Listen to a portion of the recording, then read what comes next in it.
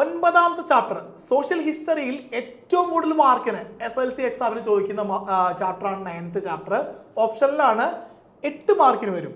2-4 മാർക്കിന്റെ questions. Okay, പ്രധാനമായിട്ടും എപ്പോഴും ചോദിച്ച് കണ്ടുള്ളതും SLC എക്സാമിന് 4 മാർക്കിന് ചോദിക്കാൻ പോകുന്നതുമായ ക്വസ്റ്റ്യൻ ആണ് what are the functions of state, obligatory, discriminatory എന്താണെന്നും അതിന്റെ എക്സാമ്പിൾ പഠിച്ചിട്ടുണ്ടാണ്. ഓക്കെ അല്ലേ? തിയറീസ് ഓൺ ഒറിജിൻ ഓഫ് സ്റ്റേറ്റിന്റെ അടുത്തത് രാഷ്ട്ര രൂപീകരണ സിദ്ധാന്തങ്ങൾ, അത് ഓൾറെഡി എക്സാം ചോദിക്കാൻ സാധ്യത കുറവാണ്, എന്നാലും പഠിച്ചു വെക്കാം. അങ്ങനെയാണ് സാറേ പിന്നെ എന്ത് ചോദിക്കാം? What are the basic factors of state, രാഷ്ട്രത്തിന്റെ പ്രധാനപ്പെട്ട ആ ഒരു ഘടകങ്ങൾ അടിസ്ഥാന ഘടകങ്ങൾ ഏതൊക്കെയാണ്? പോപ്പുലേഷൻ, ടെറിട്ടറി, ഗവൺമെന്റ് പഠിക്കുമ്പോൾ ആ ഗവൺമെന്റ് റെസ്പോൺസിബിലിറ്റീസ് ഉണ്ട്, അത് നിർബന്ധമായിട്ടും പഠിച്ചിട്ടുണ്ടാവണം. അതിനുശേഷം സോവറിനിറ്റി ഉണ്ട്, പരമാധികാരം. 2 ടൈപ്പ്, എക്സ്റ്റേണലും ഇന്റേണലും. Very very important. Functions of state ചോദിക്കുകയാണെങ്കിൽ അടുത്ത 4 മാർക്കിന്റെ ക്വസ്റ്റ്യൻ സാധ്യത ഈ സോവറിനിറ്റി ആയിരിക്കുള്ളൂ, പരമാധികാരം ആയിരിക്കുള്ളൂ. ഓക്കെ അല്ലേ? അതും കൃത്യമായിട്ട് നോക്കിയിട്ടുണ്ടാവണം.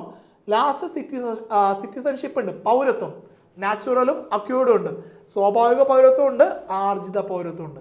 ഈ ഭാഗം കൊണ്ട് നോക്കിക്കഴിഞ്ഞാൽ 9ാമത്തെ ചാപ്റ്ററിൽ നിന്ന് വരുന്ന 8 മാർക്ക് നമുക്ക് സ്കോർ ചെയ്യാവുന്നതാണ്.